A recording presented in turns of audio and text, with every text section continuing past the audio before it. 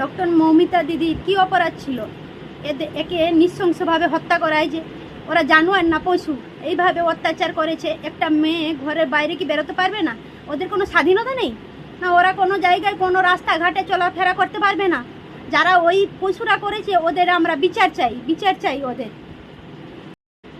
আজিকাল হাসপাতালে একটা মহিলা ডাক্তারের ডিউটি ছিল, সেই ডিউটির সময় যে রাতে যে ঘটনাটা হয়েছে তার ভয়েস কলটা শোনো আপনারা।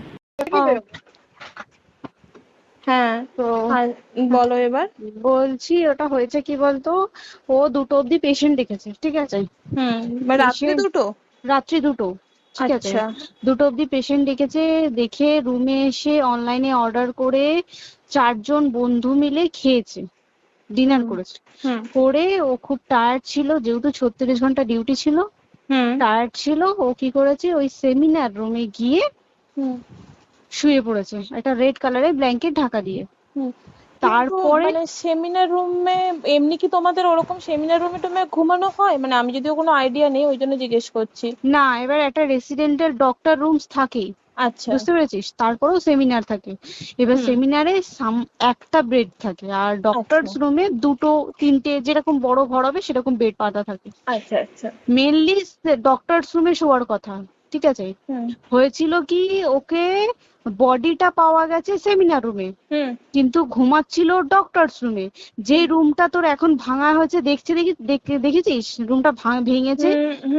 একটা ভিডিও ঠিক বাথরুমের পাশেই, ঠিক আছে? মানে বাথরুমটাকে অজুহাত দিয়ে ওই রুমের দেয়ালটা ভেঙে দিয়েছে। অ্যাকচুয়াল কাণ্ডটা ঘটেছে তোর ইয়েতে, ওই রুমটার ভেতরে, ডক্টরস রুমে ঘটনাটা ঘটেছে। ওই বডিটাকে ডক্টরস রুমে ওই দিন আর কেউ ছিল না, খালি মানে অনলি ওই দিদিটাই ঘুমাচ্ছিল?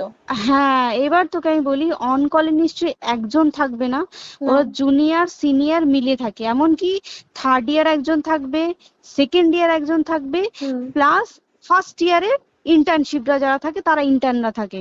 আর চেস্ট এমন একটা ওয়ার্ড হচ্ছে, কোভিড এর পর থেকে প্রায় হামেশাই সবার শ্বাসকষ্ট হচ্ছে, মানে আসছে মানেই শ্বাসকষ্ট হচ্ছে। আর চেস্ট ওয়ার্ড আর চেস্ট মেডিসিন দুটোই পাশাপাশি ওয়ার্ড, ঠিক আছে? তো কেউ কি শুনতে পায়নি?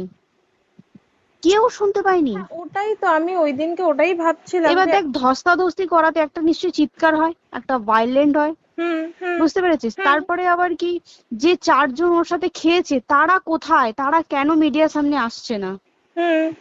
তাই তো, তারা কেন আসছে না? তোমার ওই দিন ডিউটি ছিল না রাতে? ওই দিনকে আমি নাইটে ডিউটি করছিলাম। আচ্ছা। আমি নাইটে ডিউটি করে এসেছি, আমার লাস্ট নাইট ছিল। তো আমার তো 3 দিন নাইট থাকে, 3 দিন নাইট থাকার পর লাস্ট নাইট ছিল। লাস্ট নাইটের পর বুধবার আমার লাস্ট নাইট। বুধবার রাতে ঘটনাটা ঘটেছে। আমি বাড়িতে এসেছি, রীতিমতো বাড়িতে এসে শুয়ে পড়েছি। 3টের সময় আমার কাছে ফোন এসছে যে সবাইকে ডেকে পাঠিয়েছে, ইমিডিয়েট আয়। তখন গিয়ে দেখি আরজি করে এই অবস্থা, পুরো গোটা হাসপাতালকে ডেকে পাঠিয়েছিল। গিয়ে দেখি পুলিশ ছয়লা, মানে আর ওকে যেভাবে, আমি তো বডিটা দেখেছি রে, মানে আমাদের এখনো পর্যন্ত চোখ থেকে নামছে না। রীতিমতো মনে হচ্ছে মেয়েটা যেন আমাদের পাশে পাশে ঘুরছে, একদম এরকম, মানে মানে অদৃশ্যমান। মানে আমরা এরকম ভাবতে পারছি না যে এরকম ভূত থাকে বা একটা স্পিরিট থাকে বা কিছু। এখন আমরা বুঝতে পারছি না ওর আত্মাটা এখনো ঘুরছে আমাদের আশেপাশে। দেখ, ওর আমার তলাটায় নাকি, তো ওর থেকে ও থাকে 4তলায় ঘটনাটা ঘটেছে, ঠিক 2টো ফ্লোর নিচেই আমি থাকি, আমার রুমটা, ঠিক আছে? কিন্তু তাও আতঙ্কে আমরা মানে একদম স্তব্ধ হয়ে গেছে আরজিগরটা। কিন্তু ব্যাপারটা হচ্ছে, তাহলে ডক্টর রুম থেকে ওকে সেমিনার রুমে নিয়ে যাওয়া হয়েছে? হ্যাঁ, অবশ্যই নিয়ে যাওয়া হয়েছে। এবার দেখ, নিয়ে যাওয়া হয়েছে, ওকে যেভাবে মারা হয়েছে এটা একার পক্ষে অসম্ভব, দিস ইজ এ ইম্পসিবল। পুরোপুরি গ্যাং রেপ ছাড়া কোনো কিছু নয়। আর শুধুমাত্র রেপ নয়, রেপ করলো ছেড়ে দিল, ঠিক আছে, ওকে রীতিমতো মার্ডার করেছে।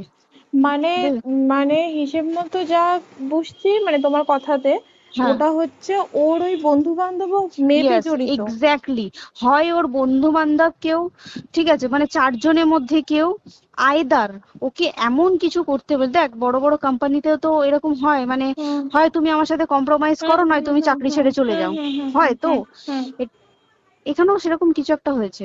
যাকে যে ক্রাইম করেছে সেও কিন্তু নর্মাল ডক্টর নয়, কিন্তু সেও একটা ভালো পোস্টে র্যাঙ্ক করছে, বুঝতে পেরেছিস? তবেই কিন্তু পুরো ব্যাপারটাকে হসপিটাল চেপে যেতে চাইছে, পুরো ব্যাপারটাকে। তাহলে এই সিভিক যে ও কোথা থেকে আসছে? এবার তোকে আমি বলি ওটা কোথা থেকে আসছে। আমাদের প্রিন্সিপাল চেঞ্জ হয়ে গেছে, ডেপুটি সুপার চেঞ্জ হয়ে গেছে, তারপরে আমাদের ওই অ্যাসিস্ট্যান্ট সুপার চেঞ্জ, সব চেঞ্জ হয়ে গেছে। তারপরে যে ওয়ার্ডের ডাক্তাররা ছিল, সিস্টাররা ছিল, ওয়ার্ড বয়রা ছিল, মাসিরা ছিল, সবাইকে ডেকে এখন সাসপেন্ড করা হয়েছে। তারা কোথাও যেতে পারবে না, রোজ গিয়ে কোর্টে গিয়ে দেখা করছে। আজকেও কোর্টে গেছিল সবাই। তারপরে উম, তারপরে তোমার তোর এগুলো হলো, তারপরে তোর কি বলে, আরে বল না, ওই সিবিআই এটা হয়েছে কি, মানে ও সেই সঞ্জয় রায় যে ধরা পড়েছে, অ্যাকচুয়াল কিন্তু ও নেই, ঠিক আছে? ওর এতটা ক্ষমতাই হয় না। ও অত রাত্রে কি করতে যাবে? ও অত রাত্রে ওখানে কি করতে যাবে? ও না পেশেন্ট, ও নাকি বলছে দালাল পেশেন্ট নিয়ে গেছে। তো পেশেন্ট নিয়ে যখন গেছে, দিদিটার রুমে যখন যাবে, নিশ্চয়ই দিদিটার রুমে কোনো কাগজপত্র দেখাতে যাবে, সেই অবস্থায় গিয়ে দেখে যে এরকম এরকম ঘটনা, তা ঝাঁপিয়ে পড়েছে ওর উপরে। এরকম কিছু কি, তাও কিছু নয়, শুধু গেছে, দেখছে ড্রিঙ্ক অবস্থায়, ওকে ক্যামেরায় দেখা গেছে ড্রিঙ্ক অবস্থায় গেছে আর এসছে, এইটুকুই দেখা গেছে। তারপরে হচ্ছে কি, তোর অনেক রকম, এখানে অনেক রকম ব্যাপার আছে। যে দিনকে ঘটনাটা ঘটে তার ঠিক দুদিন পরে ওই সেমিনার বাথরুমের অজুহাত দিয়ে ডক্টর যে রুমের দেওয়ালটা আছে, ওই দেওয়ালটা ভেঙে দিয়েছে। কেন? প্রথমে ওকে বললো সুসাইড করেছে, আমাদের যখন ফার্স্ট খবর আছে তখন সুসাইড করেছে। তারপরে যখন হসপিটালে যাই তখন গিয়ে শুনছি নাকি না, সুসাইড করেনি, এটা রেপ করেছে, রেপ করে মার্ডার করা হয়েছে। বুঝতে পারলি, এখানে বিশাল বড় একটা গেম চলছে। আর যে ওর উপর কি রাগ ছিল মানে? হ্যাঁ হ্যাঁ হ্যাঁ হ্যাঁ হ্যাঁ হ্যাঁ, একদম আমি তো কি বললাম, শোন, তুই যদি কারোর সাথে কম্প্রোমাইজ করিস তাহলে তোর পোস্ট বাড়বে, তুই কারোর সাথে কম্প্রোমাইজ করবি না তোকে মার্ডার করে দেবে। মানে ওরকম টাইপের কিছু বলছো তো? এরকমই টাইপের কিছু একটা ছিল। আইদার খুব রাফ, মানে খুব রাগ, খুব মানে খুব ওর উপরে খুব ফ্রাস্ট্রেশন ছিল, যারই ছিল খুব ফ্রাস্ট্রেশন ছিল। শুধু ওকে মারিনি রে, রীতিমতো মার্ডার করেছে। ওর যে ক্ল্যাচারটা ছিল, ওর আমি শুনেছি এটা, ওর ইউরিনের রাস্তায় ক্ল্যাচারটা ঢুকিয়ে দিয়েছে, তুই জানিস?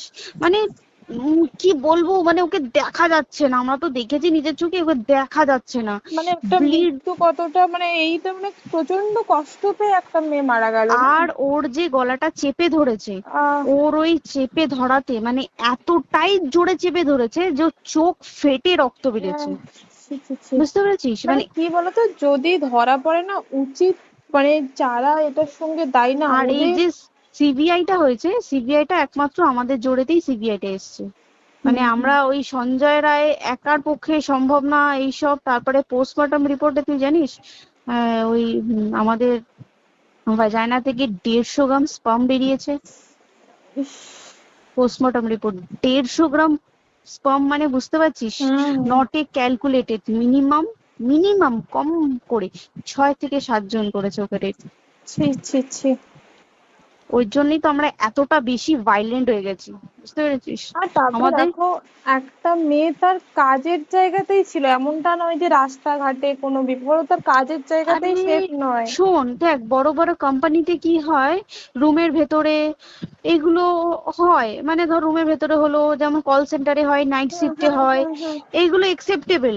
বাট হসপিটাল হচ্ছে এমন একটা এরিয়া, মতো একটা, আরজি কর বলে না, যে কোনো হাসপাতালে কেউ যদি স্ব ইচ্ছায় কারোর সাথে রিলেশনশিপে গিয়ে করতে চায় সেটা আলাদা জিনিস, কিন্তু ঠিক আছে, কিন্তু কেউ কারো বিরুদ্ধে এইভাবে করতে পারে না রে। তুই জানিস না, মানে ওয়ার্ডে দেখ, কম বেশি আমরা সবাই ঘুমাই, কম বেশি আমরা সবাই জেগে থাকি, জেগে তো থাকি, তাতে কি কেউ শুনতে পায়নি?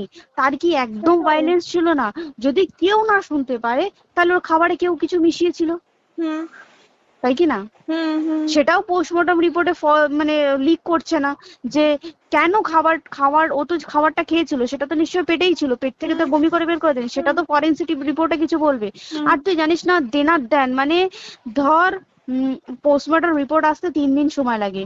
ও যেদিনকে মরেছে ঠিক তার পরের দিনকে বিকালবেলা পোস্টমর্টম রিপোর্ট বার করে দিয়েছে, মানে বডি বার করো আর পোড়াও, 10 সেকেন্ডের মধ্যে বাড়িতে নিয়ে গেছে, তারপরে বডি পুড়িয়ে দিয়েছে। মানে কি বলবো, হসপিটাল, মমতা ব্যানার্জি, সবাই মানে তৃণমূল প্রত্যেক সবাই এটাকে পুরোটাই কেসটাকে চাপা দিতে চাইছে, পুরোটা। তবে তুই ভাব, যে মানুষটাকে এত ক্ষতবিক্ষত ভাবে মেরেছে, তাকে অভিষেক ব্যানার, রেপ কি কলকাতায় প্রথম হলো? নয়, বিভিন্ন জায়গায় বিভিন্ন ভাবে রেপ হয়েছে, ধরা পড়েছে, ফাঁসি হয়েছে কি জেল হয়েছে। অভিষেক বন্দ্যোপাধ্যায় কেন বললো জাস্ট তোর কি বলে এনকাউন্টার করতে? মানে কি সঞ্জয়কে যদি এনকাউন্টার করে পুরো কেসটা চাপা পড়ে পুরো যাবে, কেসটা চাপা পড়ে যাবে একদম। স্টুডেন্টরা ঠান্ডা হয়ে যাবে, হুম আর আমরা সেটা মানবো না, আমরা সেটা হতেই দেব না। তাতে যদি চাকরি মানে আরজিকরটাকে সিল করতে হয় তাতেও আমরা রাজি আছি, সিল করে দেওয়া হোক আরজিকর, সিল করে দেবে মনে হচ্ছে যদি ঠিকঠাক ভাবে। এবার ওই জন্য আমাদের দাবিতে সিবিআই এসছে। এবার তুই একটা কথা বল, যখন দেখতে পাচ্ছে মমতা ব্যানার্জি যে কলকাতা পুলিশ আমাদের জন্য কিছু করতে পারছে না, আমরা কিছু মানতে পারছি না, 7 দিন ধরে বার করতে পারছে না, তাহলে সেটা 2-3 দিনের মধ্যে কেন হ্যান্ড ওভার করে দিল না? তাই তো। তাই কি না? তারপরে দেখ পিডব্লিউডি একটা লো পোস্টের মানুষ, মানে যারা ভাঙচুর করে, মানে সিমেন্টের যারা কাজ করে তাদেরকে পিডব্লিউডি বলে। এবার পিডব্লিউডির নিশ্চয়ই হায়ার অথরিটি থেকে অর্ডার এসছে তবেই ওরা গিয়ে ভেঙেছে। ওরা নিশ্চয়ই পাগল নয় দুম করে গিয়ে কোনো গভর্নমেন্ট প্রপার্টি ভেঙে দেবে। অর্ডারটা কে পাস করলো যে এখনই চেস্ট ওয়ার্ডটাকে ভাঙতে হলো? সিবিআই আসা পর্যন্ত অপেক্ষা করতে পারতো। কারণ আজকে অত বড় বিক্ষোভ হবার কারণ কি হচ্ছে? একটাই কারণ, যে মেয়েটি মারা গেছে ঠিক আছে, কিন্তু তাকে এত বেশি মলেস্ট করে, এত বেশি রেপ করে বা বেশি ওকে মেরেছে, তার কি কোনো প্রতিবাদ নেই? তুই কোথায় সেফ পাবি তুই আমাকে বল? তুই ধর চাকরি ছেড়ে, আজকাল সরকারি চাকরি ছেড়ে তুই প্রাইভেটে যাই, প্রাইভেটেও তো তাই একই অবস্থা, একদম প্রাইভেটেও একই অবস্থা। তুই কোনো চায়ের দোকান খুলে বসবি, অনার্সশিপে তুই বসলেও তাও এসে তো হাজার ছেলেরা থাকে,